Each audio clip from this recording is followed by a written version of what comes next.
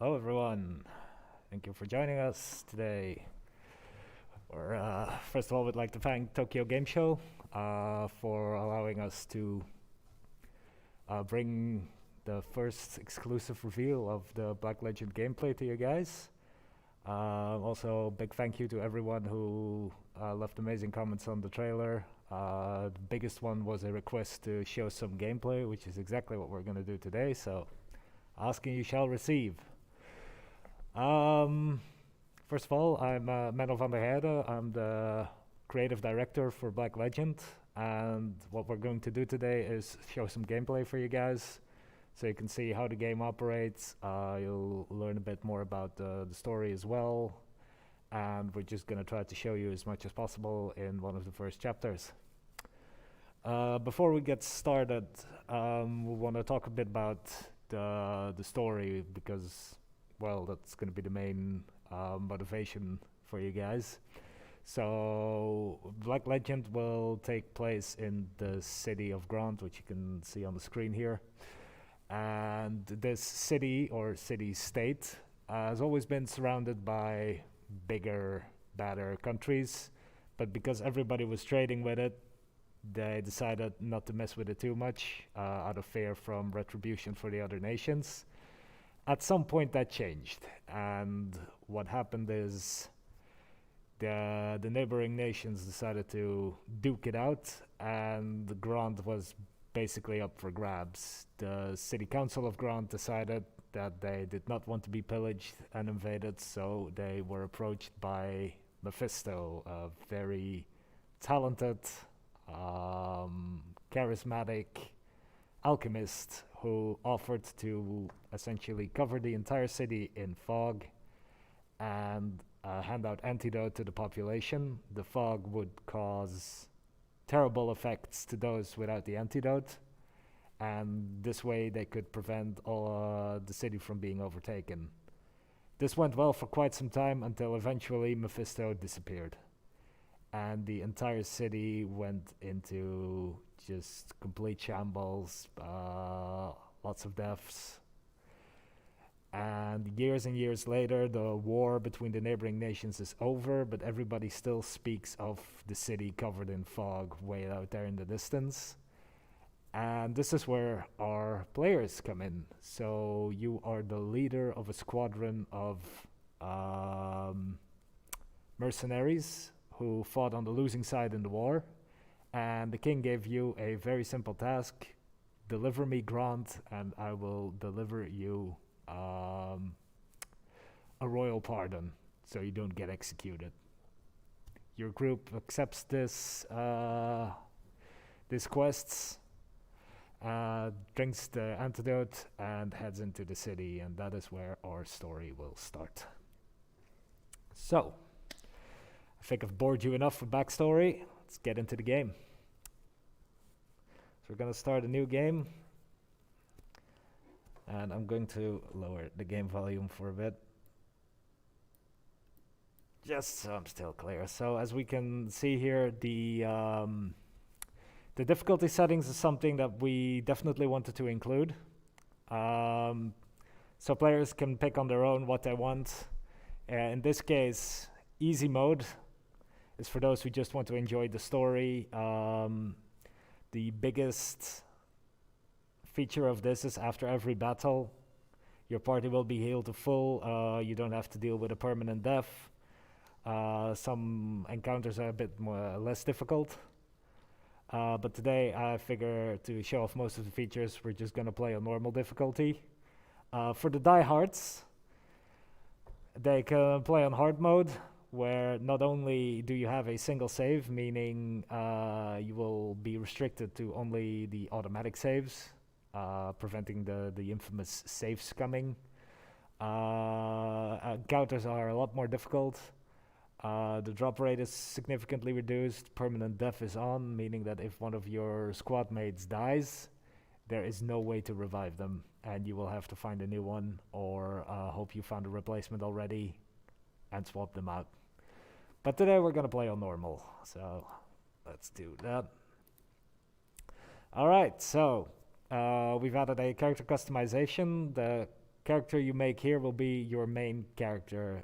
This will be how you move throughout the city. Also important to notice, if you decided to go for more custom difficulty settings, if the main character dies and you can't revive them before combat ends, it counts as a game over. So this will be the unit that you will probably want to spend most attention to in combat. So let's see what we can make. We'll go for male. Let's see here. Sure, that looks like a very friendly face. For the hairdo, let's go for something nice and short. And I kind of like the grizzled, gray-haired look, so we'll go with that. Have some beard options.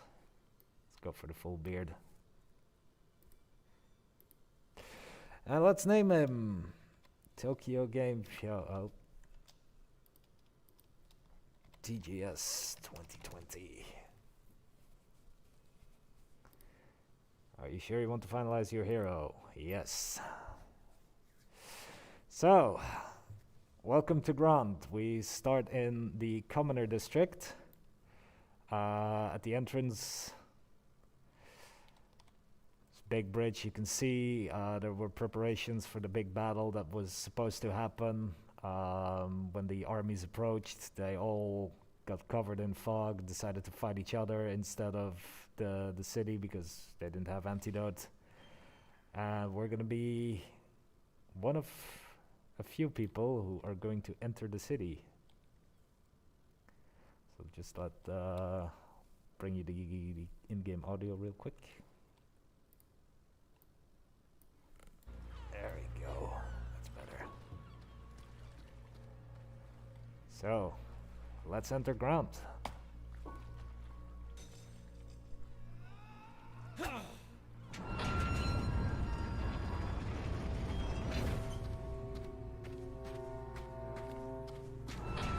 don't get why you had so bothered with me, lot.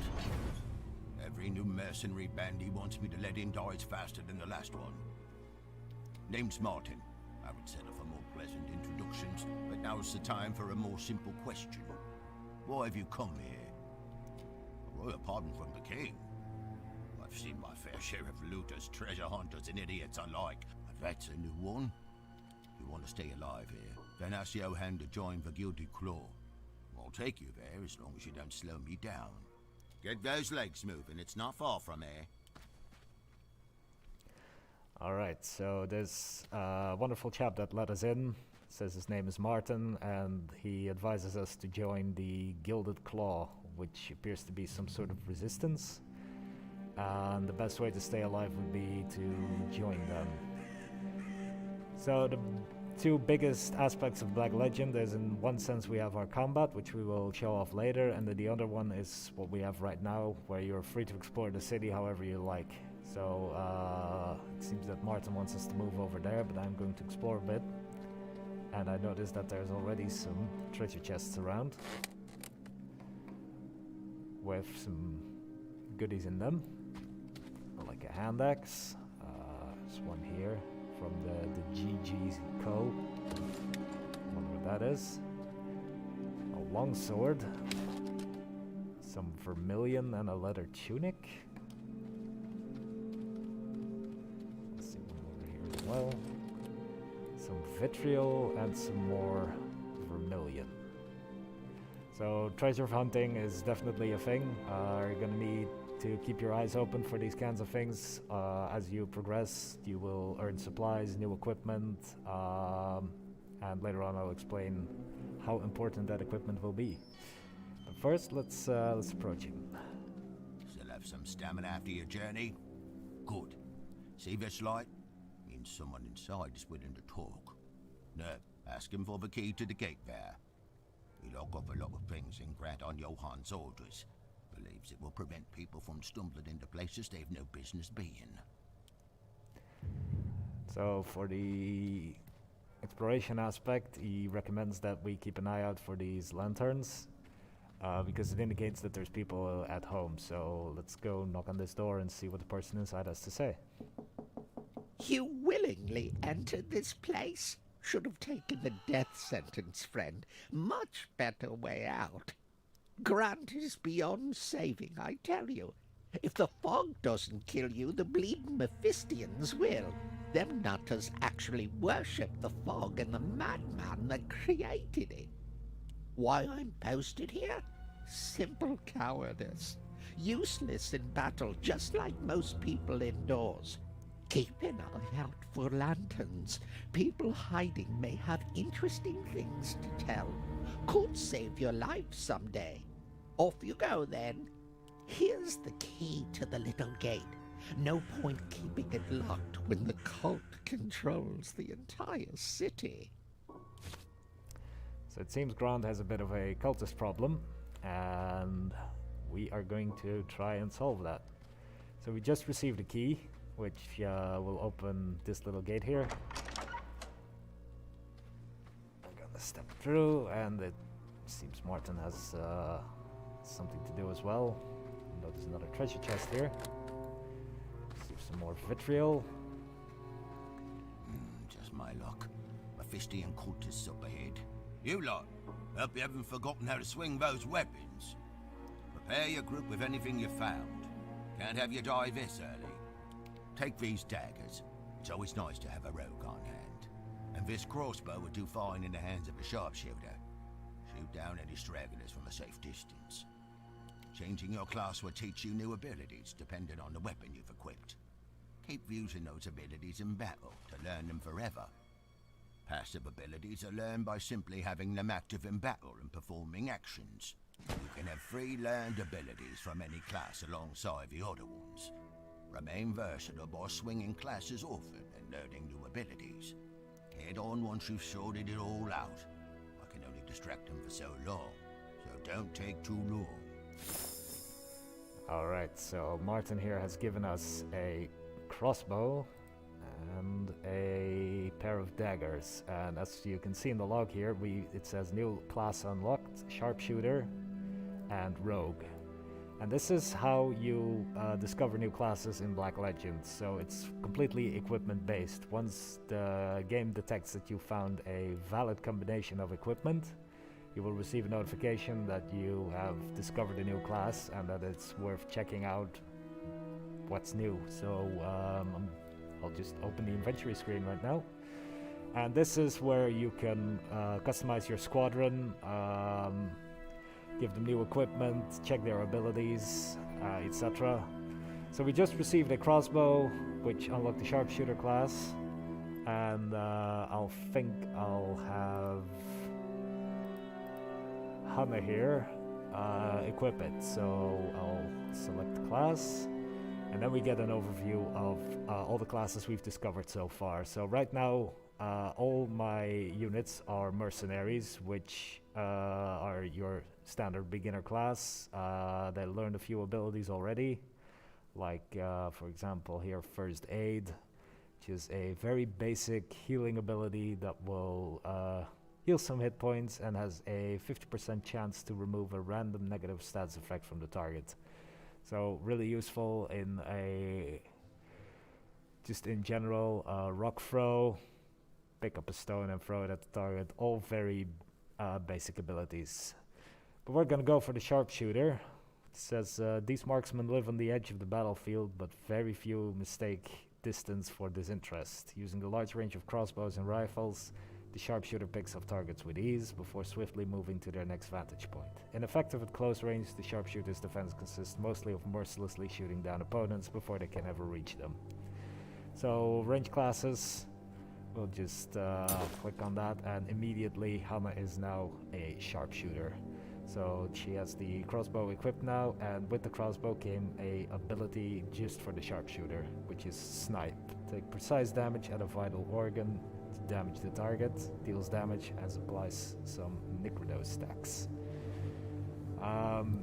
As Martin just explained, as long as you keep using these abilities in combat, you will eventually learn them, and once you've learned them, they're yours to keep forever. Now what does that mean? It means if I find a new weapon that teaches a different ability, I can switch that weapon and then because I've already learned the previous ability, I can still use it. So people who played Final Fantasy Tactics will be, more specifically the Game Boy Advance version, they will be very familiar with this system. And even though you keep finding newer and more powerful weapons, you still want to hang on to the older ones just for these abilities. So what does that also mean is if an ability is learned forever, like the ability she has as a mercenary, you can cross-class them. So up to 3 abilities can be cross-classed, and that means that as from any class, so you don't have to stick to one. It means that because she's learned as a mercenary, I can just select it, equip it, and now she can use the first aid ability alongside everything she can learn as a sharpshooter. So let's do another unit. Let's have Look here, who is wearing some heavier armor. This nice medium breastplate. Let's make him a bit lighter on his feet. So we're gonna go to select class again, and we're gonna pick the rogue. Now the rogues are a bit more specialized. They're not very strong, but they're very fast, and they focus more on skill, which is a stat that has a bunch of fun features. And it seems he can learn 2 abilities as a rogue with the equipment that we currently have. So Venom Sting, which deals damage and poisons the target, and then Kidney Shot, which is a quick action, it seems, because it only costs 1 action point. That also deals damage and applies Nigredo. So again, I'm just gonna switch him. Now, because rogues wear light armor, and they can only wear light armor, you notice that he unequipped his heavy armor set. Again, just like with Hana, the sharpshooter, we can now select cross-class abilities. And we're gonna also pick first aid, which will be really convenient later. With that, I think Martin has waited enough, so let's go help him out. Oh, let's not forget pick up some goodies, some throwing daggers and some vitriol. So the way combat works in the open world is if you enter these red zones that you can see here, enemies will spot you and combat will start. So before combat begins, you have some time to check your units, make sure they're in a advantageous spot, and when you press the start combat button, combat will begin. So I'm gonna pick up Hana here, and I'm gonna put her on this crate here, so she has a bit better vantage point. I'll put Niels here, put Look over here, and then our main character is gonna go right. When the enemy spawns and combat starts, units take turns and move and attack. Your turn is decided by your initiative, and your initiative is determined by your agility stat. A unit has action points and movement. Action points are used to perform attacks and abilities. Movement will let you move across the field. Mix between movement and actions as you like. Once you're out of both, your turn ends. Ending your turn without spending all action points makes your next turn come faster. When ending your turn, pick a direction to face. Attacking from the back or side would do significantly more damage. Units with shields take even less damage from their left and front, while those with parrying daggers will perform a counterattack. Enough talk for now. Let me remind you how it's done.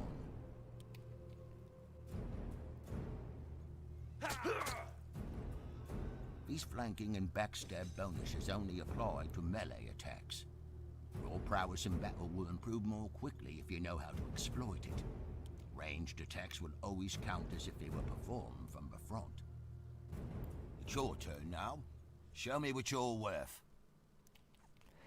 So combat in Black Legend is a bit different from the games that most people are familiar with nowadays. One big thing we focused on was trying to eliminate randomness to a certain extent. And in our game that translates to if you perform an attack, it will always hit. There are no No offense where your unit has to make that final hit with a 95% chance to hit and then decides to miss anyway, causing that unit to die forever, and none of that. So instead, your positioning still matters. Flanking enemies will provide some bonus damage, and backstabs will do even more. That's a big one. We also focus heavily on line of sight, but for now, let's... because Luke's initiative is highest, he gets to go now. And this unit here has a shield, meaning his front and his left side are protected, so he will take less damage from there. So I'm gonna move Luke to his flank, to his unprotected side, and what I'm gonna do is select the kidney shot ability, just punch him. You can notice here we get the feedback that we successfully flanked him, dealing 25% more damage. And then let's just vamp sting it as well. Alright, so he's poisoned now, he took some damage. In Black Legend we have a bit of a D&D approach to our combat, meaning you can switch up action points and movement as much as you like. There is no restriction on either. So after my 2 abilities I have no action points left, but I still have a point of movement, so if I want to I can still move around, and that goes for everything. Now that I'm out of both action points and movement, I have to pick a direction to face, so I'm just gonna cover my back, and that ends the turn. So it's not squadron based, it's unit based. All units get their own individual turns, and depending on how many action points you have left at the end of your turn, your next turn will come faster. Now ranged characters, we also decided to change it up a bit in the fact that we take line of sight very seriously. So that means if a friendly unit or an enemy unit is blocking another unit, then the attack simply cannot occur. So it's not that these covers will reduce the chance to hit. In our case, if something blocks your shot, it will not be possible to shoot through it. So this means you have to think about positioning your allies in such a way that your ranged units can still attack the targets, while at the same time you want to make sure that you want to take out some enemies maybe that are blocking a shot at a priority target. Another thing to take count of is minimum range. So if I hover over Hana's snipe ability, the grid will light up, and you'll notice that certain nearby tiles aren't valid because it's below the minimum range. So for now, because of her height, she actually gets a bit of an extended range going, which is nice. And I'm just going to shoot this mercenary cultist here. There we go. And she still has an action point left, but there's not very much she can do right now, and I like where she is, so I'm just gonna end her turn early with an action point left, looking that way. So it's the cultist's turn. He's gonna throw a rock, move. Looks like his friend is gonna try to heal him. And then they're both going for nails, it seems. So now it's our main character's turn, and what I'm going to do is the same as them. So I'm gonna help out Niels here with some first aid, which only costs 1 action point, and then I'm gonna move over here. And I'm going to use the stomach punch ability to hit this guy, flanking him, and then it's his turn. Niels is going to first off heal himself a bit as well, and then let's move over here and just throw a rocket to that guy. Martin, as an NPC, will move on his own, and he just completely backstabbed him. Nice. Alright, so 1 is down. Hana here, for example, because this cultist is too close, it says out of range. Tiles like these are being blocked right now because of where this cultist mercenary is. So you don't have to walk around and keep trying. The game will just tell you if it's not possible to hit a certain tile or unit on that tile. So we're gonna move, and the white line is really convenient to test to see can I hit this guy from here. So if I were to move here, you notice that the line is red because Martin is blocking it. So I'm just gonna move her away here to this corner. And then snipe him. There we go. His turn. Let's just punch him in the back. And you notice he performs a counter attack because of his parrying dagger. And it will be the same for us. So if somebody were to hit Luke here, because he has a parrying dagger in his other hand, he will also always perform a counter attack, but only to melee abilities. And let's just throw a rock at him. Ah, crit. So critical hits is one element of randomness that we did keep, but we decided to make it predictable. So if you look at the UI here, adrenaline determined critical hit chance increases when the unit deals and takes damage.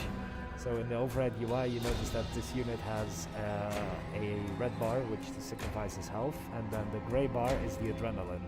So as you focus on units, you'll notice that they will keep building adrenaline, and then when it's finally their turn, they have a very high crit chance. So how does adrenaline work? Well, right now I just crit it, meaning my adrenaline dropped back to 0. So every time you hit an enemy or you take damage, your adrenaline will increase. And it can go from 0 to 100, which directly translates to percentage. So if I have 50 adrenaline, I have a 50% chance on my next ability or attack that I do that it will be a critical hit. If it does not critically hit, then the adrenaline will build based on the unit's skill stat. So this way we decided to still have some element of randomness, but you can kind of plan around it, and also you can sort of predict when it's going to happen. So you definitely need to keep an eye on it for both your own units as well as enemy units. And this way, if you don't get a crit for a very long time, eventually you're guaranteed to get it. So this is kind of one way we wanted to keep the random element while at the same time making it predictable. Alright, so I'm out of action points. I'm just gonna move away from him now. And cover my back. It's usually a good idea. So I think this guy isn't gonna live much longer anymore, so I'm just going to, for example, right here I have 10 adrenaline, meaning my next attack will be 10% chance to crit, which isn't that high. So what I'm gonna do is I'm gonna use kidney shot, which is only 1 action point, which doesn't deal as much damage as an ability that costs 2 action points. So by doing that, I've just increased my adrenaline to 15. And now I'm going to use the Venom Sting ability. Didn't crit either, and build up to 20. So strategy you can do is use lighter attacks that don't deal as much damage when you have a low crit chance to build up adrenaline so that you can use your more damaging abilities and try to crit on that. Early tips. Alright, he's almost dead. He's used first aid and removed the poison I applied. So because we've been scored a counter-attack kill. This way now. There's more cultists ahead. Good opportunity to see if you remember how to use your body alchemy in battle. Take these throwing knives. Like regular equipment, they're equipped through the mercenary menu. Consumable items can only be used once, but don't cost any extra action points to use. Keep track of them. They can be real tide turners in battle. Alright, so Martin just informed us about body alchemy, and this is going to be one of the core features of Black Legend. In the next combat bit we'll show it off completely, but for now we're kind of free to explore a little bit. So let's check out what's up with this gate here. Locked by some contraption. Okay, so need something for that. This area looks like we're blocked off in this part of the street. We found a Francisca axe. Interesting. And then I spotted this thing over here. Aha, you've obtained a steel spear, and because we found a spear, the game checks like what other equipment do you have, and apparently we can now make the Plague Doctor class and the Landsknecht. So I'll just Got my inventory again. And let's see here. Select class. So the Landsknecht is a soldier who lives and dies by the spear. They use heavy armor and they focus on restricting mobility and offensive capabilities of others. But their defenses aren't as interesting as the other heavy armor classes. So this looks like something I want to do for our main character, so I'll just select the class. And we'll notice he immediately switches to heavy armor and equips the spear. So what ability can he use now? Leg sweep. Employ a long weapon to sweep the target to the ground, reducing their mobility. So it deals damage, it applies stacks of Negro and it reduces the target's movement. Now because we don't want to sacrifice the abilities we've already known as a mercenary, we're just going to cross-class those. All three of them. And then we're going to follow Martin's advice. So he told us equip those throwing knives he just gave us, as well as anything else we found. So items, as he said, they don't cost any action points to use. They're completely free actions, but you can only have 2. So let's see here. For a main character, I definitely want to equip some vitriol and enable autofill. This just means that if the item gets used in combat, which you can only do once, after combat it will automatically refill it if you have some left in stock. And then we're gonna equip these throwing knives. So it's a simple balanced blade that can be thrown to damage a distant enemy and apply rubido. I'll just equip that as well.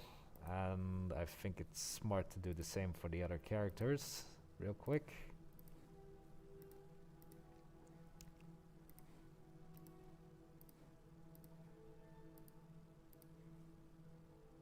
And equip autofill. And then for Hannah, I'll give her some vitriol and this philosopher's stone. So that's a powerful alchemical creation that can reawaken the dead, revives a fallen unit, and restores 10% of their maximum HP. So should something go bad, we'll have a backup medic in Hannah. Don't disappoint us. There we go. So it looks like our party is now properly equipped for their for the next part. We're just gonna move on.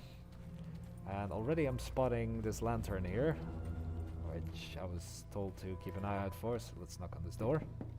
Cultists don't knock on doors. Who are you? Well, unless you're here with food or antidote, piss off. Let a man and his family starve to death in peace. So, yeah, the local population seems to be struggling a bit. Hiding from the cultists. Seems Martin is also in trouble. But I'm not gonna help him just yet. I'll notice that the street looks a bit interesting, and it is. We found some balancing pallets, some vitriol, and a blood-stained nail. So let's check those out. Items. So the balancing pallets are small pills that balance the humors in the body, removing all alchemy stacks. We're gonna find out in a bit what those are exactly, and then it looked like we got a key item as well. So the customs key we received to open the gate in the beginning, that has a description. A lot of the story in the game will be told through these descriptions, so for those who want to get some more details about the world in general, we'll probably want to pick up every item and check out the descriptions. As for the other item, the bloodstained nail, it's a rusty nail with dark bloodstains around it. Using these to nail a coin to a quarter tree is believed to heal any ailment. So in a bit we're gonna figure out what exactly we can do with that. Let's check out the rest of this alley. Oh, there's another chest where we found a black sword. Not mean to switch classes. So for Niels here, he's currently equipped with a hand axe, which gives him more strength and health. But I've decided that I want to check out the black sword. So the black sword gives 8% in all stats. So that seems to be an upgrade. So I'm just going to equip that on him. Looking good. And then we notice this similar gate here. So that opens now. And it seems to be a shortcut back to the area where we just came from. So should we ever see some enemies here that we don't want to fight, we can just walk around them. And we've also received another item, a black pearl. Check that out later. For now, we've kept Martin waiting long enough, so we're gonna help him out. So again, we're gonna place our units. I want my ranged characters on a higher vantage point. I want melee units to be at the front line. The faster they are, the more to the front I want them. Alright, that looks good. Will not last long without numbing your body up to me. There are 4 bodily humors, each represented by a color: red, black, white, and yellow. Some of these abilities are marked with colors and will imply stacks of imbalance for that humor. Once the right amount has been applied, you can catalyze them. I'll apply Negretto, a black color, with a rock. Then I throw a knife to apply Rebecca with a red color. Catalyzing strike will catalyze the two into a crimson catalyst. Martin's gonna throw a rock, which applied Negretto. Then he threw a dagger, which applied Rubido. Then he's gonna go for catalyzing strike, and did a lot of damage. Categorizing them is the best way to deal damage in combat. Keep an eye on your units. Cultists also know how to fight this way. Remember that white and red do not match, neither do black and yellow. Any stacks that don't have a match will remain on the target. Don't disappoint me. Use those knives and rocks to finish quickly. Alright, so the alchemy system, the thing we advertised as being our main innovation for combat in this game. So, as he just explained, we have 4 colors: red, black, yellow, and white. And by applying stacks of these colors on an enemy, we can use our catalyzing strike, or in Hannah's case, her catalyzing shot, to sort of fuse these bodily imbalances together into what is known as a catalyst, and that will deal a lot of damage. The more stacks you can fuse together, the more damage you deal, and it's not exponentially, but definitely worth it. For every extra stack, you deal significantly more damage. So if I were to apply Rubido with his throwing dagger on this mercenary here, I can then move in. Because Kidney Shot only costs an action point, I can apply Rubido here, and as you can see right now, this with the red triangle on the top, that indicates that right now, because one red stack and one black stack are on this target, I can catalyze a single crimson catalyst, which is red and black together. Now, if there were 2 stacks of red and 2 stacks of black, it would be 2 stacks of the crimson catalyst, which would be do even more damage, but he's almost dead anyway, so I'm just gonna go for it. That's the red blood is just being drained from his body. And that is how a lot of the combat in Black Legend will go. So you want to sort of look at what each class can bring to you in terms of these colors with their abilities, and sort of plan ahead how every unit can bring the most of these colors to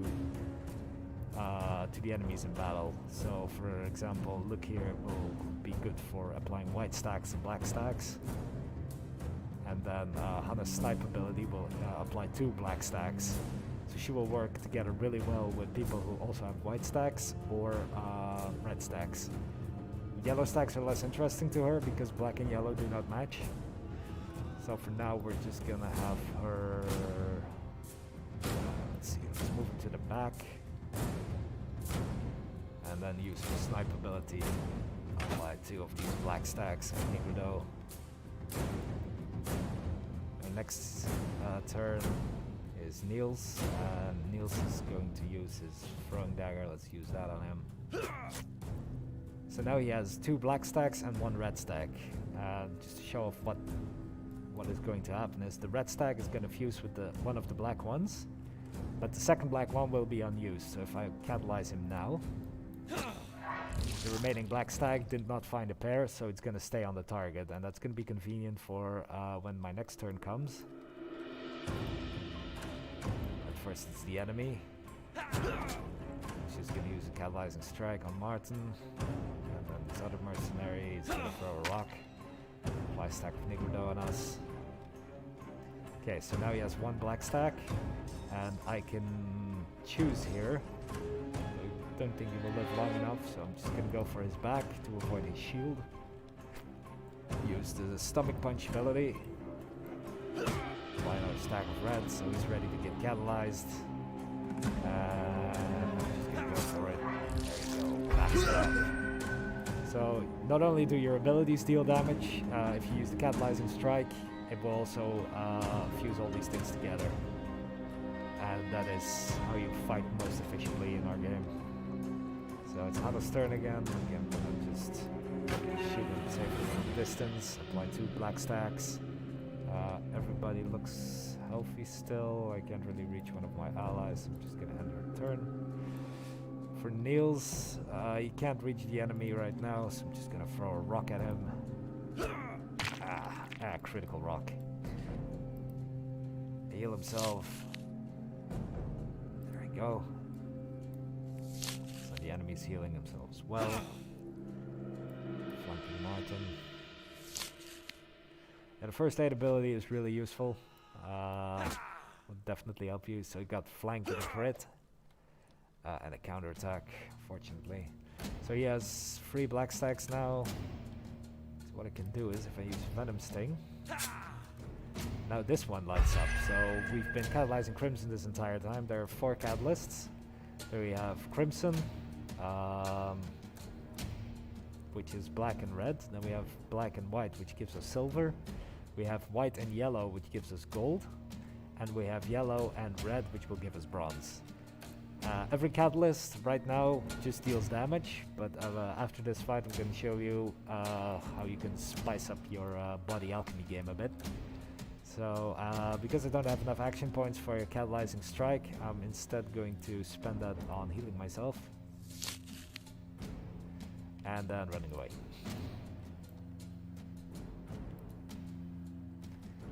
Right.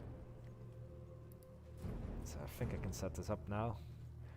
So I could just hit him and kill him, but just to show this off, if I hit him with a stomach punch. Now I have 3 stacks of black, 1 stack of red, 1 stack of white. If I'm gonna hit, which I will, if I hit him now, what is going to happen is the system detects 1 red stack and 1 white stack. So that means it's always the minimum of stacks that counts. Meaning you will get 1 stack of crimson and then 1 stack of silver. And because both of these are triggered at the same time, we're going to do a lot of damage even though he's almost dead anyway. The entrance to the Merchant's Guild is up ahead. You go on first, unless I've impressed on you enough to warrant a spot amongst your crew. So Martin here is offering to join us, and we can now check out recruitment. So throughout the city we will find new units and we can recruit these, and we will see this window. So Martin is level 3, has pretty good stats, comes with a long sword and a leather tunic tier 2. So what does that do? We only have tier 1 leather tunic, so I definitely want him. It says removes a humor stack at the start of each turn. So every time it's Martin's turn, one of the humor stacks on him will just disappear, which is really nice for us. Will keep us a bit safer. He also comes with a trinket called the Black Pearl, which is a jet black shiny bead, and it will increase the damage against targets with Nigredo stacks by 10% for every stack. So trinkets is how we spice up our body alchemy game. So if I have, for example, Hanna with her snipe ability applying black stacks everywhere, then Martin will benefit from that because every stack of Nigredo will increase the damage he does to the target by 10%. So at 3 stacks he just deals 30% more damage. So I definitely want him in my party. If I do not want him in my party, I can always send him to the barracks, or I can just skip him and say I don't even want you in my barracks, just go away.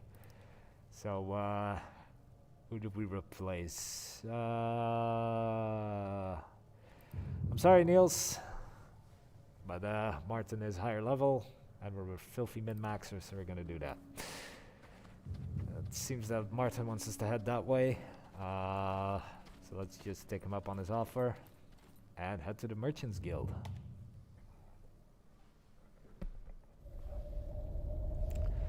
Already a very different part of the city.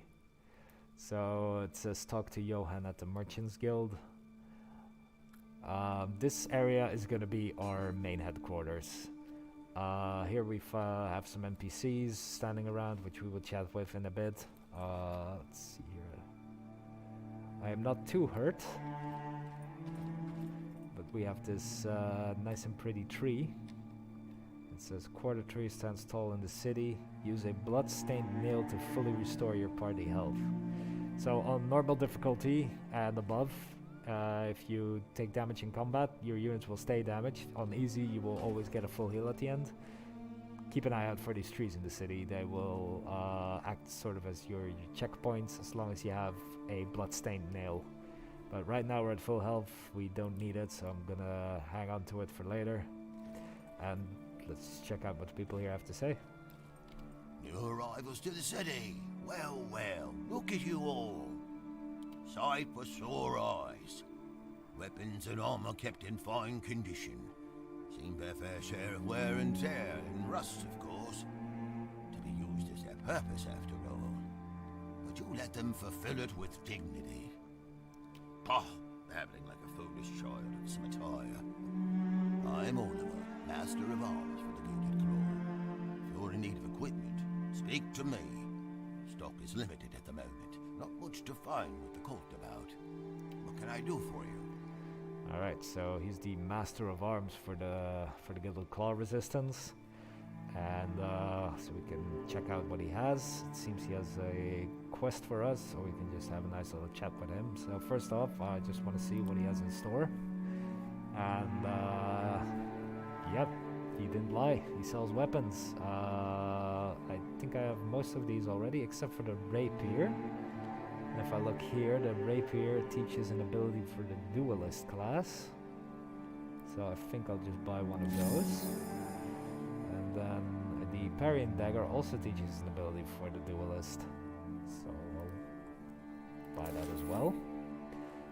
If there's anything I don't need right here, I can just sell it off. So maybe sell him a longsword, get some extra cash.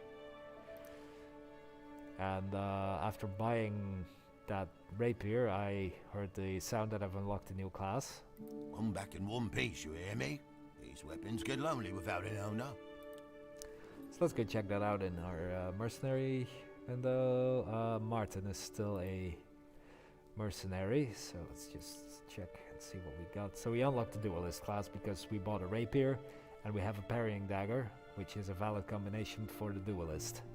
So masters of the dueling skills, prowess is seldom matched. Let's see, they dress in light armor, and a true strike deserves to reach its mark unhindered by plates of steel. So a duelist is a light armor class that uses rapiers and parrying daggers. And the abilities is a swift kick to the lower regions, which I'm a big fan of. Applies albedo and only costs 1 action point, so that's going to be really useful for us. And then a head attack will slash above the eyes to cause blood flowing into them to reduce visibility. Deals damage, applies rubido, and inflicts blinded, which reduces marksmanship. So this looks like it's an ability that we definitely want to use on enemy ranged units. So I'll just make Martin a duelist. And look at the beautiful blade. So as you can see, his skills have already changed because he's equipped with both of these. And because he knows these abilities as a mercenary, we're just going to cross-class them. And now we have a full party of units that are no longer mercenaries, so becoming real professionals already. Now, I was interested in the quest he has for us, so we're going to talk to him about that. Good steel for pistols and rifles is hard to come by nowadays. Next best thing would be a crossbow, but I'm all out of string. Our contact spotted a barrel of string sitting by the harbour district. didn't want to risk getting cornered by the cops, so they left me there. If you retrieve these for me, I can provide you and the Gilded Claw with a steady stream of ranged weaponry. The Harbour District can be reached from the Commoner District. Just keep heading north, then head east to reach the harbour. What can I do for you? Alright, so we just picked up a side quest. It's called Pulling the Strings. So he wants us to go to the Harbour District, which he just told us is accessible from the Commoner District. Then head east. And he wants us to retrieve the bowstrings from a barrel there. Come back in one piece, you hear me? These weapons get lonely without an owner. So I figure for today's demonstration, let's go do that quest. But, let's just talk to this fine lady here. Oh, fresh meat for the Gilded Claw. About time we got some new meat.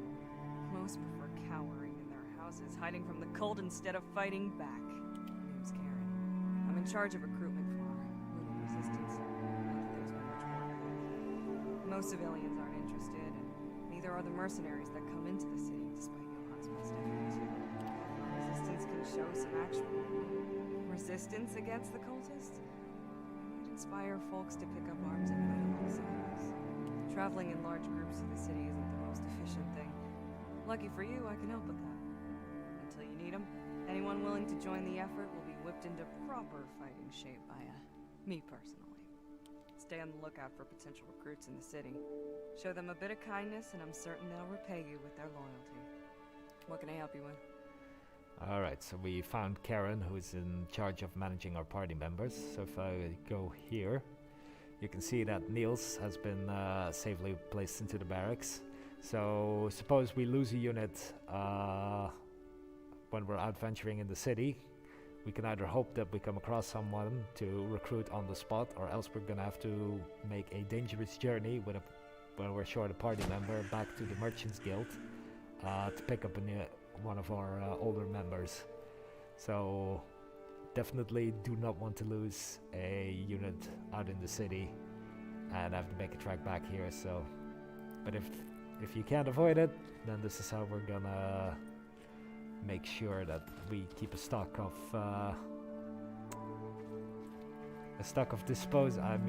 invaluable units to our team. What does this wonderful chap have to say? Why, hello there. Stumbled into hell, have we? If you're ever in need of medical supplies or other tools, come visit me. Providing aid and relief in these trying times is about all I can do these days. Been aching to do some alchemy again. What do you require, friend of the claw?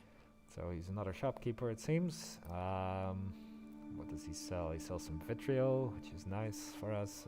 Let's buy a few of those. So we have some money to spend. Some throwing daggers, which look really cheap.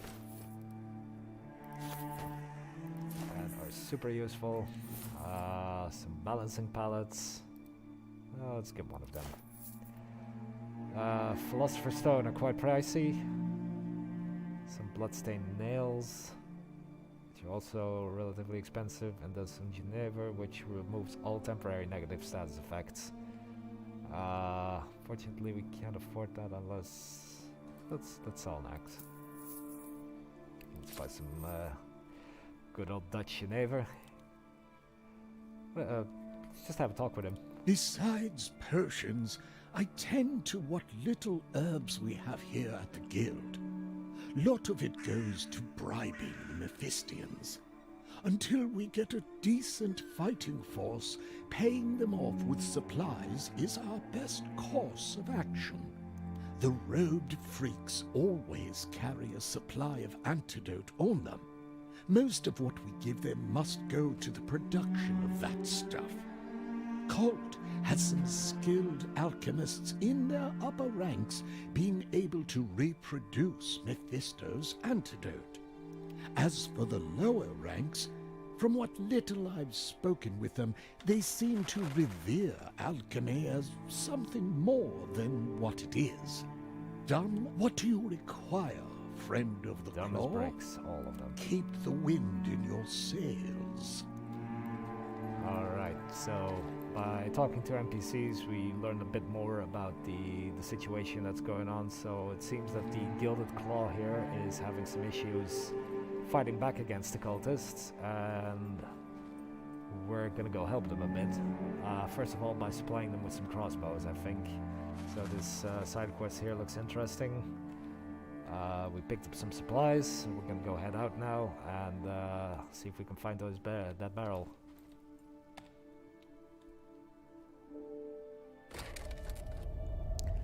Back outside, it seems that there are some wild dogs here. That unfortunately, it does look like we can avoid them. So let's just let's battle them. Some wild hounds to fight this time. I'm gonna put Hannah on the box here. Put Luke, Tokyo Game Show 2020, and Martin at the front line. Just gonna hit start. So because Luke's agility is still the highest, what we can do here is go to the back of this wild hound, throw a dagger at him. To apply Rubido, I'm gonna use my kidney shot to apply Nigrido, and then with Venom Sting we apply Albedo. So already he has like 3 stacks and 2 catalysts ready to go. Unfortunately, the next 3 turns all belong to the enemy. So let's see what the dogs are gonna do to us. It's gonna bite us with an infected bite. Looks like we caught rabies. Looks like Martin has the same issue. He's gonna do a counterattack. Another infected bite. So they seem to apply these yellow stacks called Saturnitus. And because Martin is wearing his tier 2 uniform, it removes a random stack at the start of his turn. So that yellow stack is now gone on him, which is really good for us. And let's see here. There's the hound that we've applied some stacks to. So what I'm gonna do here is I'm gonna go to this hound's back and do the old western kick the dog moment. Sorry, doggy. You attacked us first. I'm gonna go move over here and make good use of these stacks. I'm gonna get Crimson and Silver and take care of the first dog. Now, because the infected bite applied disease, we can check that over here. So the unit is gonna take damage at the start of his turn, and it has a chance to spread. So what happened is, because Hannah here is standing next to our character, she also caught a disease, and the damage is gonna increase every turn. So we want to end this fight before that happens. So with this white stack on him, I can use the leg sweep ability to apply black, and then throw another dagger. Now, let's see if we can take care of that disease with our remaining action point. Nope. So we got some health back, but the 50% chance to also remove a stats effect didn't occur, unfortunately. So I'm just gonna isolate myself and do something we all got used to in these times. Right, so it's Hannah's turn right now. Unfortunately, because she's on a crate, her range has increased, but that also means her minimum range has increased, so she can't shoot this dog from here. So we're gonna have to move her first. And then she can fire away. Again, because we applied the stacks, we're dealing quite a bit of damage that way. And she just leveled up. So by catalyzing enemies and just using the game's general mechanic, you get bonus XP as well. What can we do with our remaining action point? Let's apply first aid to see if we can get rid of the disease here. Yes, success. So she's now disease free. That just leaves one dog. He's going to go for Look with a rip and tear. He is applied bleeding. So now we both have disease and we're bleeding. The unit takes damage for every tile it moves. So this isn't good because, well, we can't, if we're gonna try to flank him, we're gonna take some damage. We're gonna 1, 2, 3, 4 tiles. So what I'm gonna try to do is first apply first aid, and that removed the bleeding. So now we can safely flank this dog without taking damage from the bleed. We're gonna go for the venom sting. Critical backstab. Nice. Okay, so the dog here has 1 white stack. So what I'm going to do is walk up to the front, just about as close as I can get. Go for a head attack. So he has a red stack and a white stack. These two do not match. So we're basically setting up our next unit in this case. Because of that, let's just focus on some healing. Did not remove the disease, unfortunately. So Anna is now going to apply 2 black stacks on him. And receive another level. And then our main character is just going to deliver the final blow. There we go. So it seems that the dogs have dropped some goodies for us, which we can now pick up at the end of combat. It seems they must have eaten some coins off the ground. And we can pick up the ones from this by climbing up on this crate. So yeah, we got some money that we can spend later in the store. Maybe buy some new supplies. Just next to this treasure chest, found a jar of sulfur. Let's check out what that is. Inventory, looked like it was a trinket. Jar of sulfur. A small jar containing powdered sulfur, an essential element required for living cells to function, kept by some in hopes of enhanced and healthier performance. Catalyzing gold on an enemy increases skill by 15% per stack. So what is equipping this will do, whenever our character catalyzes gold, which is yellow and white together, for every stack of gold that they manage to catalyze, their skill stat is going to increase by 15%, so up to a maximum of 45% for the rest of combat. Right now we don't really have a way to apply Citrinitas, it seems. Although, if I pay good attention, it seems the Plague Doctor has an ability that applies a yellow stack. So we may want to give that to a Plague Doctor later. But for now, we'll just equip it on our main character. Maybe we find another source of the yellow stacks. Let's continue here. Unlocked by some contraption. You can see some doggies through the gate. And there's a lantern here, so let's knock on the door and see if a person inside has something to say. Another one of those damned cultists, are you? Begone! You've already taken my son. All you will find here is a piece of lead headed for the spot between your eyes. So yeah, the local population isn't too friendly to people knocking on their doors. Seems they think everybody is a cultist. And speaking of, we can already see some ahead. So one is armed with a crossbow, the other one has an axe and a pistol. And that one looks like he has a rapier and something else in his hand. I think it's also a pistol. So it doesn't seem like we can avoid them. So we're just gonna have to fight them this time. Let's pick this up first. So found a leather tunic at tier 2. Let's just let's see. Since Luke is a bit of our frontline fighter, I think he can make best use of that. So let's just equip it to him. And why should we hide that beautiful hair of his? Let's take the hat off. There you go. Looking good. Remember, fashion is important in saving cursed cities, especially in the fog. Alright, so we have a sharpshooter, a buccaneer. So by paying attention to the enemy, you can actually kind of learn that, okay, buccaneers can use pistols and axes. So I know I have axes in my inventory, but I haven't found a pistol yet. So I figure once I find a pistol, I can unlock the buccaneer class. Until then, let's hope maybe one of these two drops their pistol for us. Let's see, let's put Hammer to the back here. Main character can already flank this sharpshooter. Let's put Martin in the front and look ready well. So let's see here. First off, just gonna heal up to full health with my potion, which is a free action.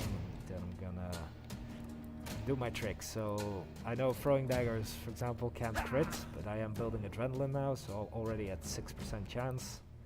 I'm gonna use kidney shot, which is also a low damaging ability. It's now already at 12% crit chance, so let's see if our venom sting is crit. Nope.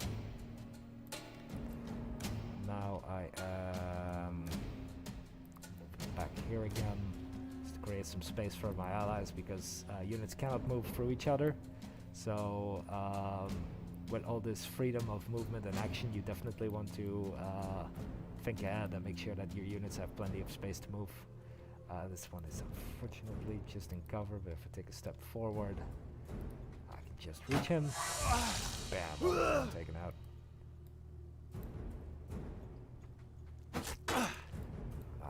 Used head attack. That's it, okay. Let's do the same to him, but first we're gonna kick him in the face.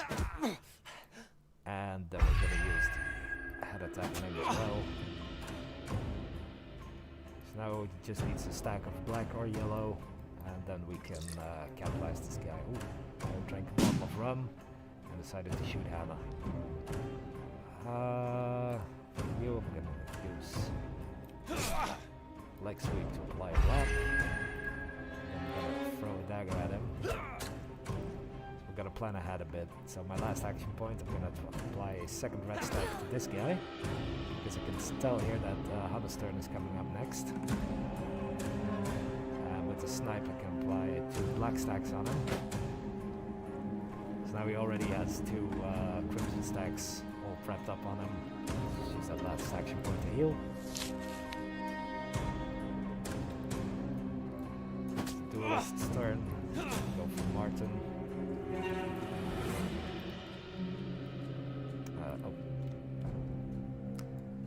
So I definitely want to catalyze as often as possible with Luke, and the reason for that are his stats. So because he's a rogue, a lot of his, every time he levels up, all his stats will go up, but in different varieties. So the class determines how your characters will grow. And for rogues, for example, they will get a lot of agility, as you can see. He has 27, and they get a lot of skill. And just to go over the stats, so strength will increase melee damage, which you'll notice is a bit less. Say all these abilities that he's using, it will they will scale with strength. Then we have marksmanship, which is very important for Hannah here, because that affects mainly your range damage abilities. That includes throwing rocks and stuff. And then skill is a bit of the odd one out, so it increases catalyst damage. So you can apply stacks by all units, but if you're going to catalyze, you definitely want to check out which of my units has the highest skill, because the damage is going to scale with that skill stat. Then also healing potency and adrenaline generation. So my rogue is very good at catalyzing units. If he were to switch to a healer class at some point, that would be very beneficial because of the high skill. And then as adrenaline generation, he's going to crit a lot. And later you can find maybe trinkets or specific weapons that have special effects when you crit. We definitely want to give that to a character with a high skill. And then agility will improve your initiative, which means when your turn comes, it will also increase your maximum movement. So this can, by the end of the game, you will probably have a lot more freedom, and you can dart across the battlefield if you have characters with high agility. And then finally, stamina will improve your hit points, which he doesn't have a lot of, so rogues are very vulnerable, while characters with heavy armor, like Landsknecht, for example, their stamina stat will scale up a lot quicker. So enough about that, let's just get a satisfying catalyst with 2 stacks on this guy on a character that has high skill. So 56 damage. Almost instantly get him. And let's put the rest of that skill to good use by hitting up our main character a bit. And remove his blindness. There we go. So this guy already has 3 stacks on him, so I'm just going to capitalize him as well. There we off something. 2 throwing daggers. It's gonna be convenient for later. If we look through here, these were the obstacles that were blocking us at the very beginning. Let's see here, we have some more cultists. Look like one is a rogue, the other one has a rapier, and then they have one of their dogs with them. So we can try to sneak past maybe. Let's just fight him.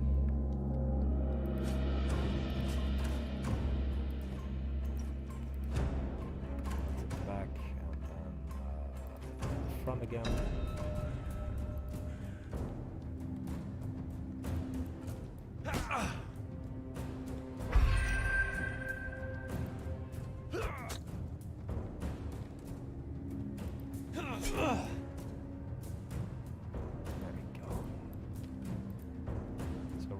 Take out that rope really quickly. As we level up, we're gonna notice that enemies are gonna have a lot more health, and we're gonna need a lot more stacks applied before we can do this much damage. So in the early stages of the game, we're taking care of them pretty quickly, but as we progress, the cult is gonna send more dangerous there's some more dangerous members after us, and they won't go down as easy. I'm just gonna go for the 2 red, 2 black stacks here.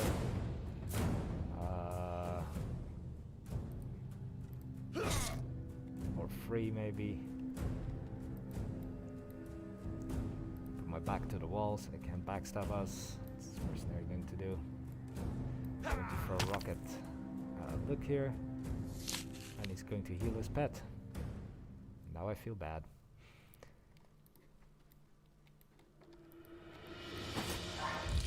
Not as much though. So I took care of the dog, and then we're gonna go kick this cultist throwing a rock at us. Gonna snipe him. Let's see here. Can I reach look here? Look a bit. Moving is bleeding. So you notice that look right now has a red stack and a black stack on him, so that means this cultist's turn arrives before us. It's a very high chance that he's gonna try to catalyze us. So we're not gonna let that happen, but because the tier 2 armor that we have on, the effect just kicked in, so we can save from that now. Let's see here. Let's go for 2 silver stacks, so he needs another one of white. And I just critically flanked him. Excellent. Apply some first aid, and then I think our main character can deliver the final blow. Yes.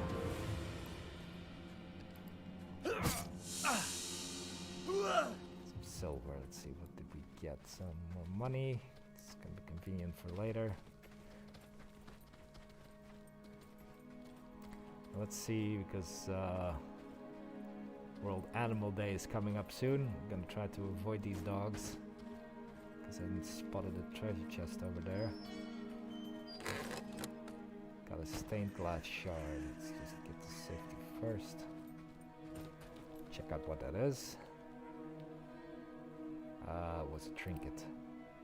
Stained glass shard. A shard of glass in bright red. It used to be part of a stained glass window where it depicted the now lost saint's robes. Catalyzing crimson on an enemy increases strength by 15% for each stack. So this is really good for our melee units, because that means that every time we manage to apply the crimson catalyst, if this unit is the one who catalyzes it, they're just going to get a massive strength boost for the rest of the fight. Definitely something we want to use. And because our main character can easily apply crimson with both a leg sweep and a stomach punch, I think it's best served if we put it on him. There we go. Let's see here. Let's give Martin some items like some vitriol and some Geneva, just in case.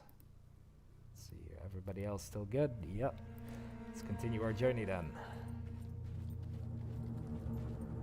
Interact. You have obtained an item, steel halberd. let's check that out. So, a halberd, we did not get a notification that we unlocked a new class, so it means that all the classes we have right now,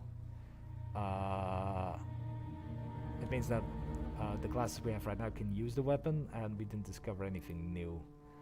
So let's check here and see. Steel halberd teaches an ability for our Landsknecht. It teaches heavy thrust, which is 2 white stacks. So this will be great if now if we equip this on our main character, then he will have excellent synergy with Hannah here because she has 2 black an ability that lets her apply 2 black stacks. So by equipping this weapon, I now have access to this ability, but my old leg sweep ability got grayed out. So that means that I haven't used the leg sweep ability in combat enough to permanently learn it. So if I enter combat now, I would be able to use the heavy thrust ability, but no longer be able to use leg sweep. So what I'm going to do is I'm going to equip the steel spear back on him. And this way we can continue using leg sweep until we've permanently learned it, and then we can swap weapons to the steel halberd and start learning this while keeping our leg sweep. And there's somebody standing here. Let's just go have a chat. Damn it! First I lose my group, then I get stabbed by one of those crazies. You there! Think you could spare some vitriol? If the cult doesn't finish me off, the infection will. Do this for me, and I'll fight another day at your side. So a bit of a UI issue. Of course, we're still in full development. So things like this, as we spot them, they will get fixed in the end, don't worry. So he's asking for a little vial of vitriol, and this is one of those stranded NPCs that the recruitment lady was telling us about. So she said if you showed him some kindness along the way, you might get their loyalty. And I can spare a bottle of vitriol, so let's just give him one. That is the spot. Don't think I'll see my old friends again. If you want, I'll stick around with you people for a while. How about it? So, Tail here wants to join us. He comes with a rapier and a leather tunic. Hasn't learned any abilities yet. So, right now we don't really have a use for him, so I'm just gonna send him to the barracks. You are too kind. Shall we get going then? There you go, so he'll be fine now. We have another backup unit should something go horribly wrong with us. Let's see here. So yeah, it seems that the Mephistian cult has had some activity here. And it looks like a warning, which we're gonna try to ignore, but unfortunately that gate is locked. Let's see here. Try to avoid the doggies a bit.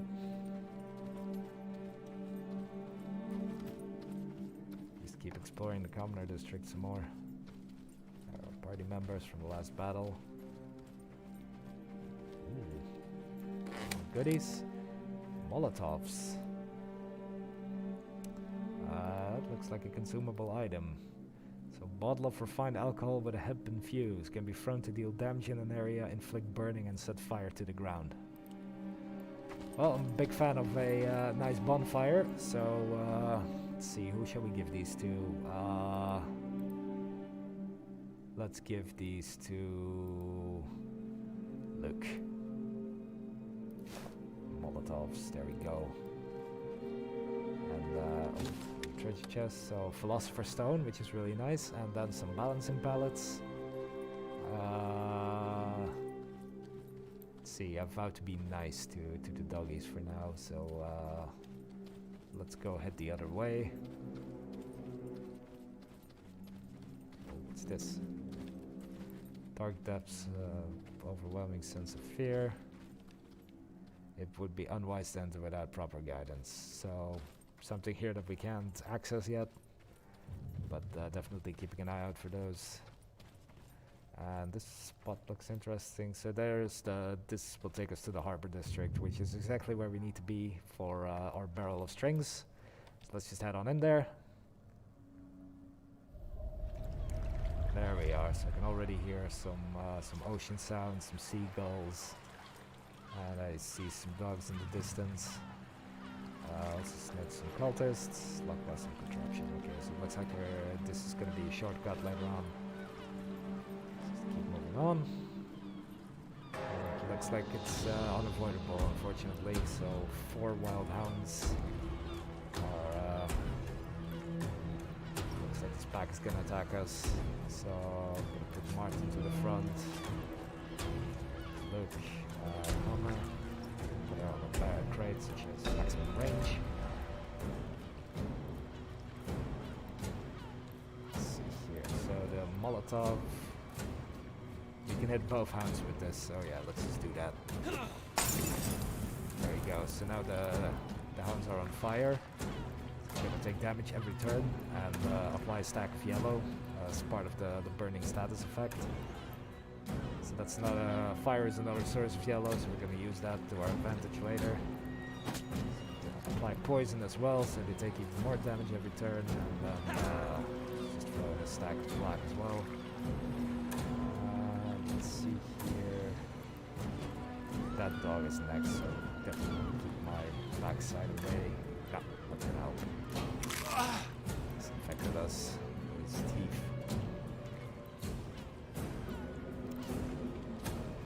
Now we have a stack of yellow, stack of white, stack of black, which means we have gold and silver together. Now Martin doesn't have any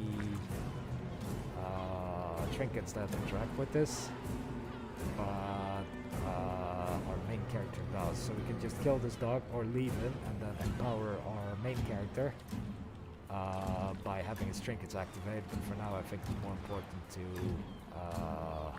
actually, let's just do that.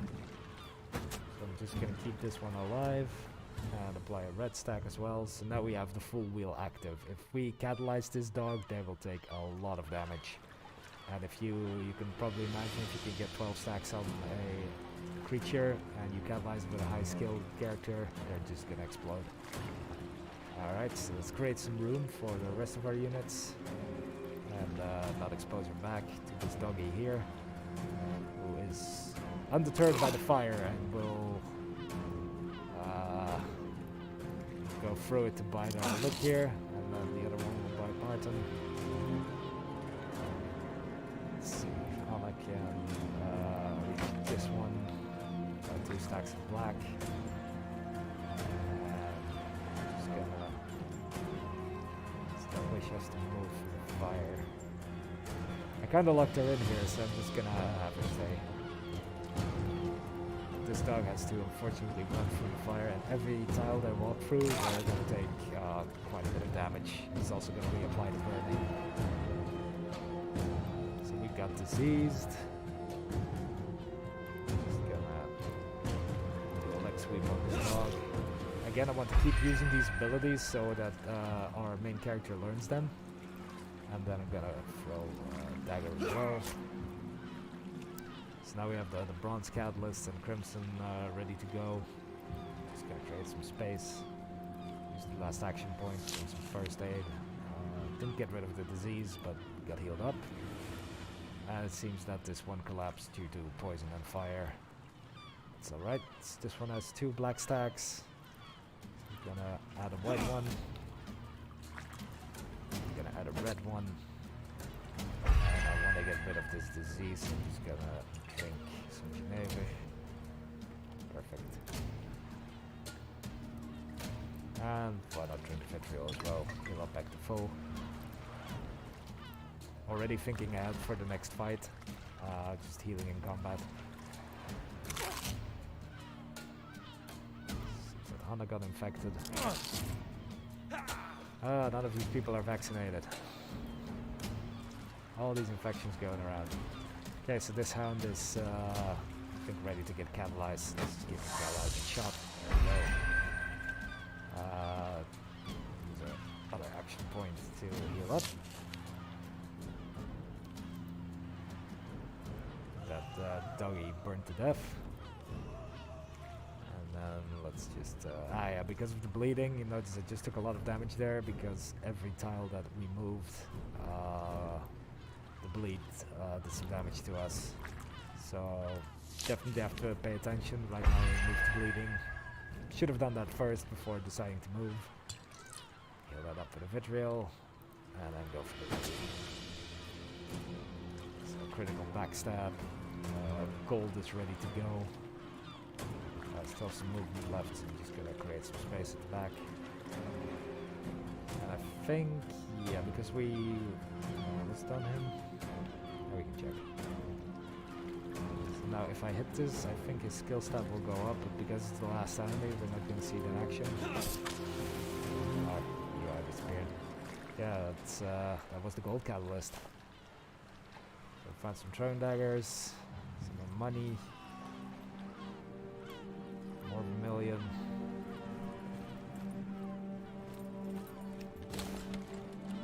Some more supplies there. So that looks like some more doggies and cultists together on the docks. I don't see a barrel that really is trying to catch our attention. Let's see if we've learned the ability yet. I believe we did. Might have to test that in combat later. Let's just give the halberd a spin. Let's try to do that combo. So the 2 white stacks and then with Hannah's shot, 2 black stacks. Let's test that out on these guys.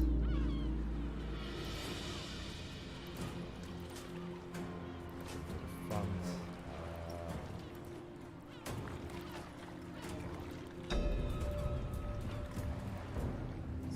Let's go for this sharpshooter first.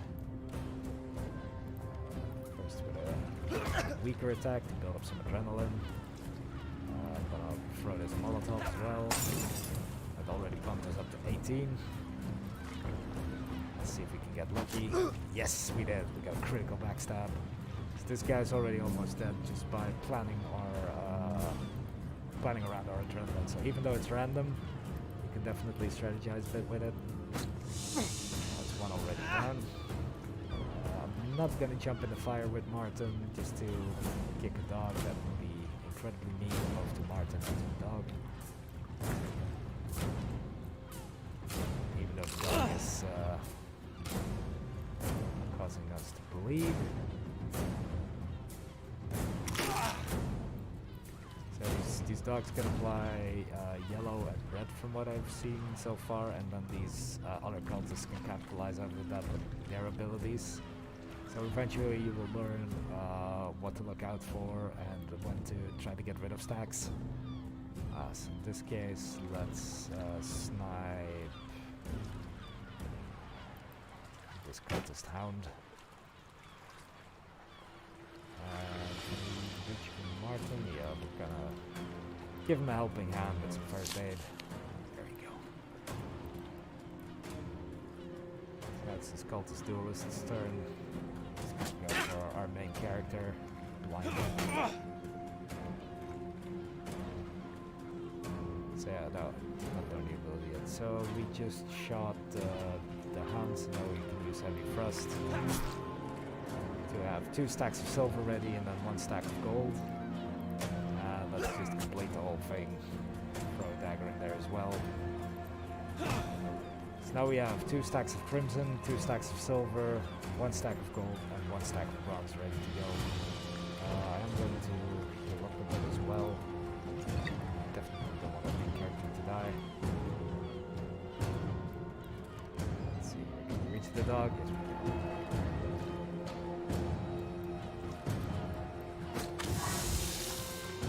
68 damage just from catalyzing so much, and that wasn't even maximum stacks. So definitely for tougher enemies you want to catalyze as often as possible, with as many stacks as possible. Let's see here, let's help out our main character with our last action point. Playing some first aid. Remove the bleeding. And this dog is going to continue biting us. But our armor is gonna remove the stacks he applied, so we can get rid of his status effects. Yeah, get rid of the disease. And poison the dog with a venom sting. Let's see here. It's cultist duelist we haven't touched yet. We have to start some work on that with 2 stacks of Microdough.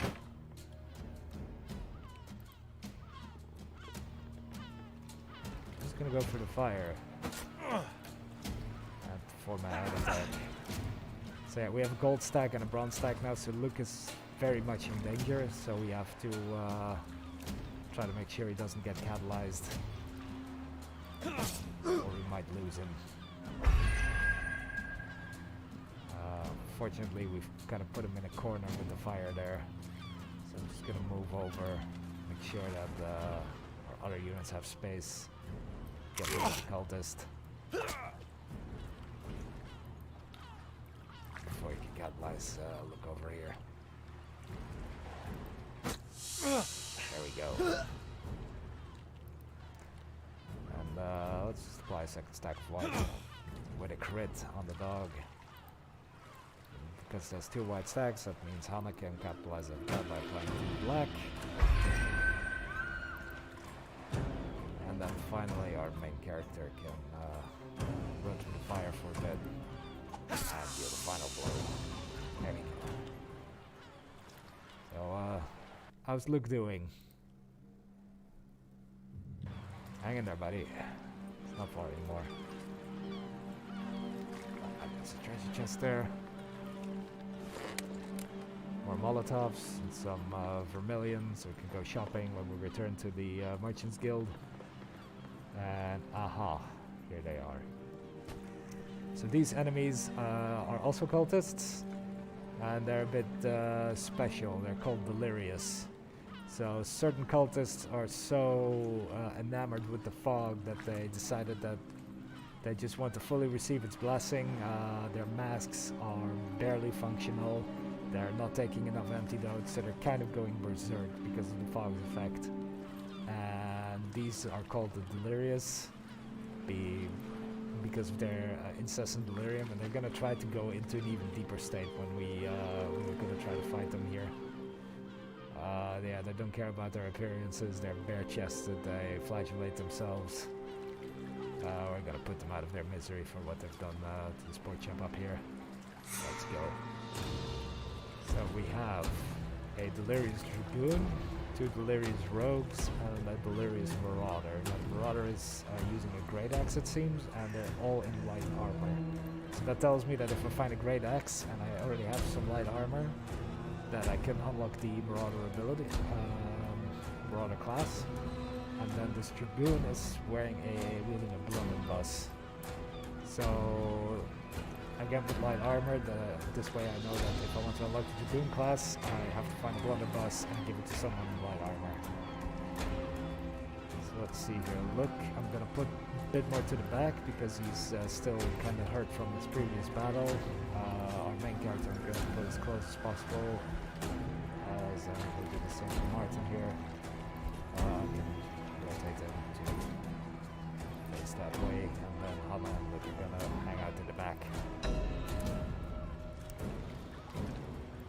So yeah, first off, definitely gonna heal myself as much as possible. It's way better. Looks like he's ready to enter the fray. And what better way to do that by just starting a fire. There we go. So not only are they on fire now, but they're gonna have to trouble moving through this area, so we can kind of funnel them this way. Let's see here. I'm gonna save my last action point so that my next turn comes a bit quicker. As for this marauder, I'm kind of scared of that big axe, so let's just apply some rubido on him. Set him up for either a black or a yellow stack, and let's keep standard ground in there. So we're gonna try to force them to either walk through the fire or keep this place blocked off with our own units. As you can see, they're fire this blunderbuss. So as you can see, they just cut themselves to enter delirium, and when the delirious enemy does that, they're extremely dangerous. All their stats are increased. But on the right side, they apply 2 stacks of rubido on themselves, and yeah, that just makes it very easy for us, especially for Hannah here, whose crossbow, whose sniper ability works really well with 2 stacks of red, like so. So we can already start a bunch of damage. So definitely want to kill these guys before they, let's see, they can take most advantage of their boosted stats. So just apply 2 black on us. Let's see here.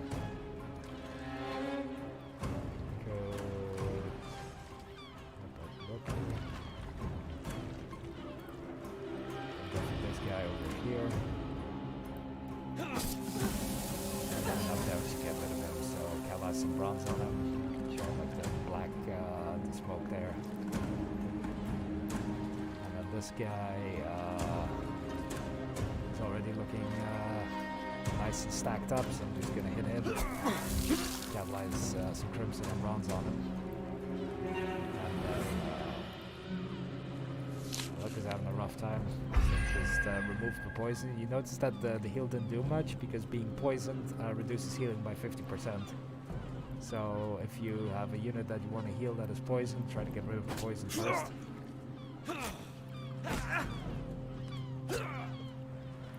Taking some advantage of the counterattacks here. I'm just gonna have Hama apply 2 stacks of black on this Marauder. Get rid of him as quick as we can because that acts as mean. And help look out a bit. Some more efficient healing now that the poison is gone.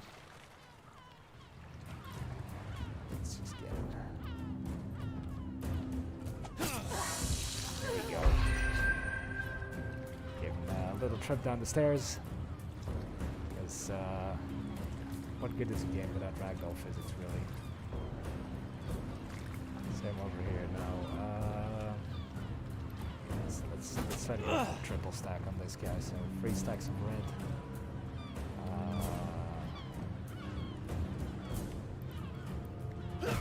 1 black. 1 white.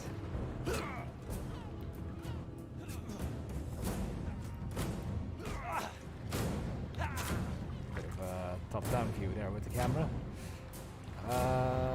Let's see. Let's just kill him. Took a lot of counter-attack damage. Backstab. There we are. So I found some vermilion, and these guys are carrying quite a bit. Same, not quite the same as here. And there's another lantern hanging here. So I wonder who's home. Come to have a chat with an old lady, have you? On break from all the murders. Mephisto, Mephisto, Mephisto. That's all you cultists yak on about. That man is why we suffer. Can't you see? Him and those useless council sacks of shite that enlisted his help. You remember how Mephisto didn't return. Remember the pandemonium when the antidote ran out. Remember the screaming that day. And while we're at it, let's remember Christiane Howlands, council member of naval affairs, running from his responsibilities. His proud ass ordered a custom vessel made, glad his workers tied him to an anchor and tossed him into the sea. A salty death is just what he deserved. And you as well. Go have a swim then. See if you can find him. It's all you cultist bastards are good for. So, you fog-obsessed freaks. This old bat still has some fight left in her. So what we learned there is a member of the old council apparently tried to flee the city when an event occurred known as Pandemonium, which is the period after Mephisto left. The antidote started to run out, and panic broke out all over the city as people just went completely nuts. So this way we learned a bit of Christiane Huygens, who apparently said, I'm gonna leave the city, but I want a custom vessel for it, so I'm just gonna put some people into labor, and they apparently didn't like that, so they tossed him into the sea. Now let's check up on our units again. So Luke has been a rogue for quite some time, so I'm thinking let's have him become a duelist. Unfortunately, we don't have weapons for him right now, but if we make Martin a rogue, we can not only give him his rogue abilities that he's going to be learning now, but because he has mastered his abilities as duelist, we now can make him a lot more flexible, because we have red, we have white, 2 sources of that. We have a 1 ability point or action point black stack, and 1 action point white stack. That's gonna make him really versatile. So gonna give him a Molotov, because why not? Hana has been a sharpshooter for quite some time. We haven't found a new weapon for her yet, and I kind of don't want to switch her because she just having a ranged character is very nice. I'm just gonna set you as a duelist again. This time you do have weapons, and yeah, you learn both these things as a rogue. So we're just going to equip that, and then for the last one, the first aid. So Luke and Martin kind of have the same sets of skills. They're just gonna grow differently right now. So duelists will focus a lot on strength, as you can see here from Martin, and movement, and a little bit of skill. Whereas Luke has been a rogue for the most time, so his skill and agility are very high, but he could use some more strength and hit points. So by switching classes, as you level up, you can kind of decide, do I want to min-max and just focus on certain stats of a class, or do I want to stay versatile and keep switching classes often? That's completely up to you. Just note that if they die, then all that hard work will have to be done again. Speaking of dying, Luke is looking pretty rough here, and so is Martin at half health. So let's approach the next fight a bit more careful. Because we're playing on normal difficulty, as we walk through the city, we're slowly recovering health, but we're not gonna run in circles the entire time. Ooh, a treasure chest. We found our first gun, so let's go check that out. The simple design hides the expert engineering that went into the improved firing mechanism, allowing further range and power. So this rifle will not only give us a new ability, but we've also unlocked a new class with it, the Executioner. So they are proficient with firearms and great axes. So you notice that because we have the Wheelock musket equipped, you think, okay, that's a sharpshooter, but with the heavy armor, they're actually executioners. And the ability they can learn is Sever Artery.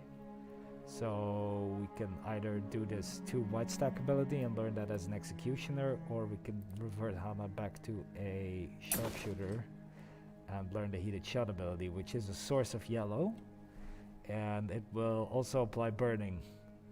So this way we sort of have every color covered now between all of our units, which is what you want to be aiming for.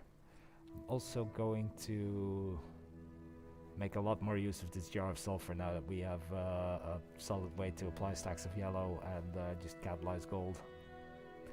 We also found some better armor. Yeah, medium breastplate tier 2. So this one also removes the humor stack at the start of each turn.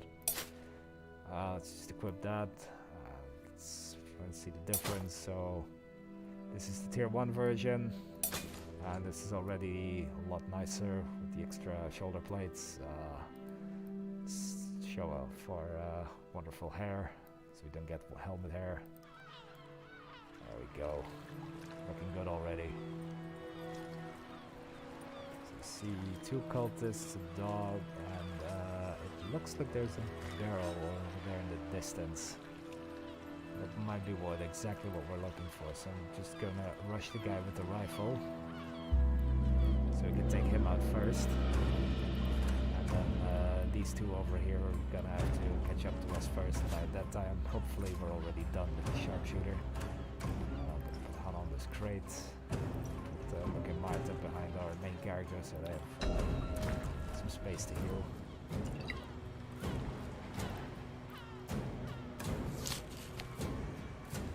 There we go.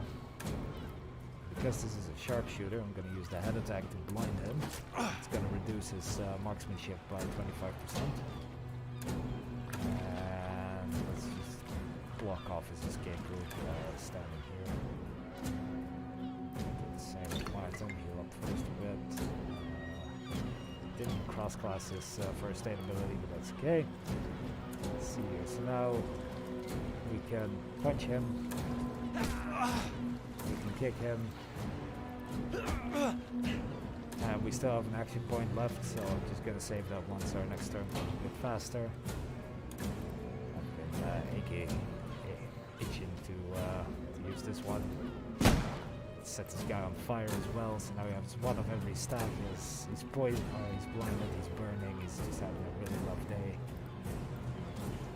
Move over here, help out Martin a bit more. This poor guy just realized what happened to his friend, and is not even gonna come over. It's like he's done for. He's gonna stay here. All the nice little effects of just catalyzing someone. It's satisfying every time.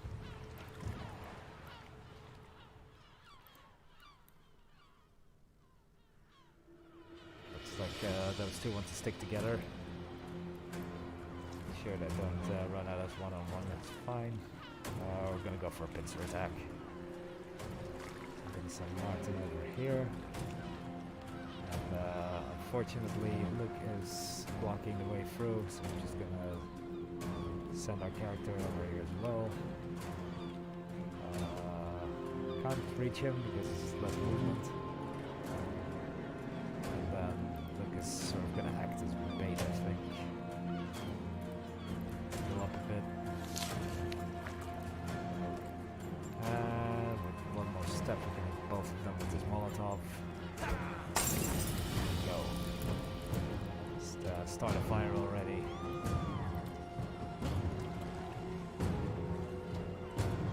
Looks like Hannah can reach the dog from here.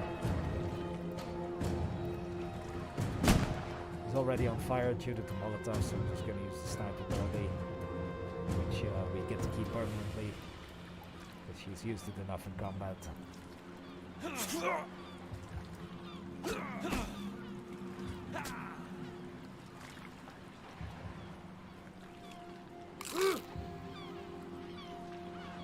like our pincer attack wasn't the smartest choice. We're gonna have to run back.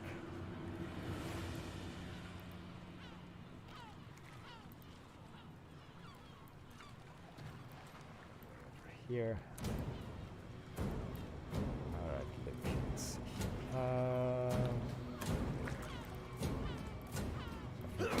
Quake kick, apply some silver and gold, catalyze him, that takes care of the dog. I'm gonna retreat a bit, so because we're kind of low on health, and I should have paid attention and noticed that I was bleeding. Yes. Hada gets it with a crit, excellent. Takes care of that issue. Found some throwing daggers, some more vitriol. It's going to be convenient for the trip back. We found some bowstrings. So our side quest here now tells us that we have to return to the blacksmith at the Merchants Guild. And that might be a good idea because Luke is pretty hurt, and we know the Merchants Guild has a quarter tree, which can heal us to full. I don't think this will open from this side. Nope. Because we cleared most of the way back, we can sort of safely get back to the Commoner District and then back to the Merchants Guild from there.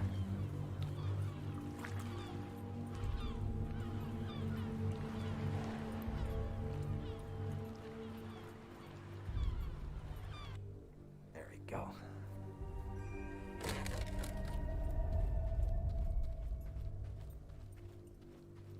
So it looks like the dogs are still here, and can't really get past them over there. I think I can sneak past these guys.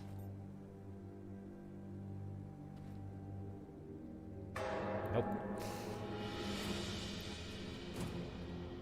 Oh, look, you're looking pretty rough there, so I'm gonna put you at the back.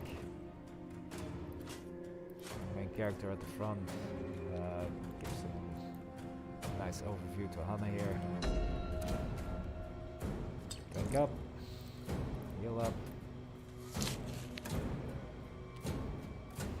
and I'm not gonna have you be surrounded by these dogs. I'm just gonna have to wait there.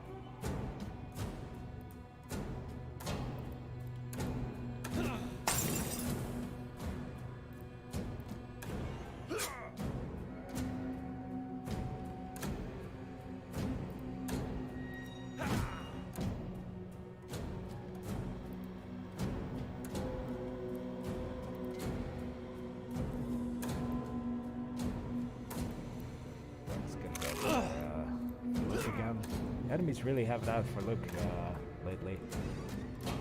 Not this one though. The last dog's turn. So yeah, dogs are pretty fast, so they are going before our units. It seems only our rogue and our duelists are fast enough to outspeed these dogs. Have Hannah jump down from there. Shoot this one.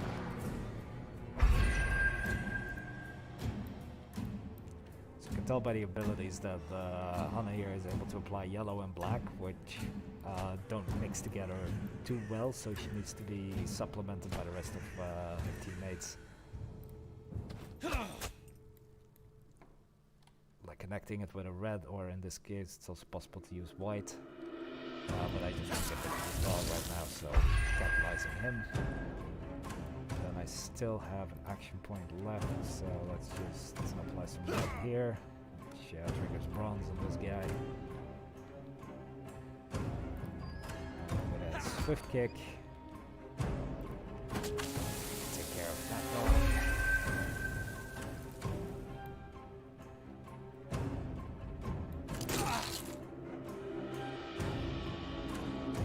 Stacks of white, let's supplement that.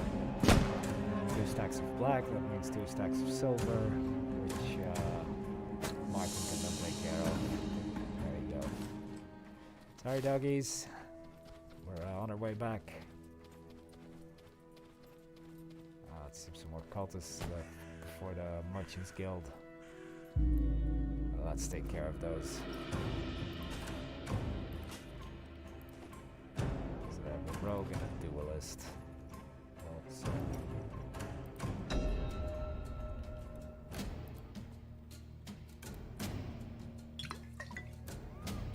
Let's see here, let's go for poison. 2 stacks of white.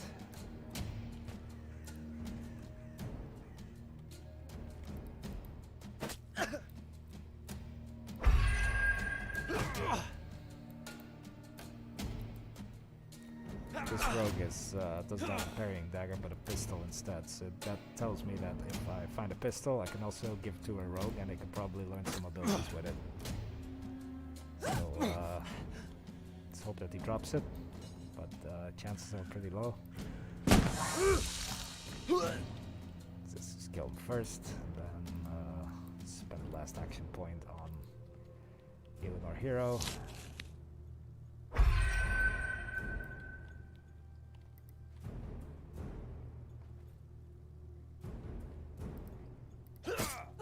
Stacks of white on you. Red. Throwing dagger for the second red. And let's drink up.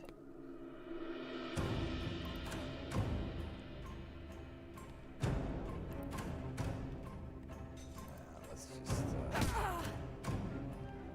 will this be enough? Maybe?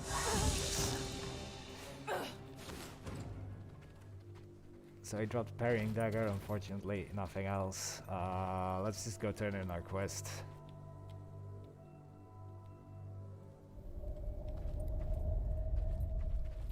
Talking to our good friend here.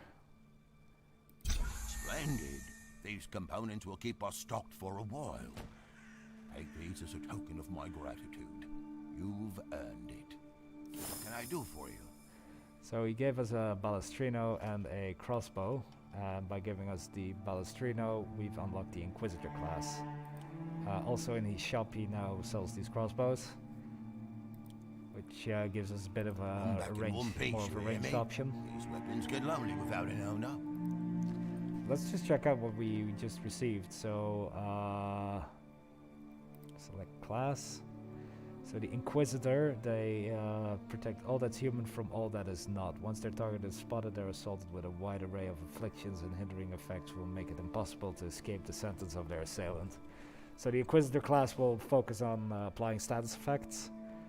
And we also noticed some new abilities for the Plague Doctor. So if we turn our hero in the Plague Doctor, notice how he has a spear. But what we can also do is equip a knife which is currently already equipped, and the Balestrino, and that will give him these new abilities. It also gives him the offhand ability, which makes characters like these, who are like sort of dual wielding, extra versatile, because they can catalyze with a regular melee attack, or if they're just out of reach, they can have this offhand attack instead. So yeah, that has been nearly 2 hours of the demo. So some of you might be wondering what happened to the main quest. In our journal, where it says talk to Johan at the Merchants Guild, why didn't you do that?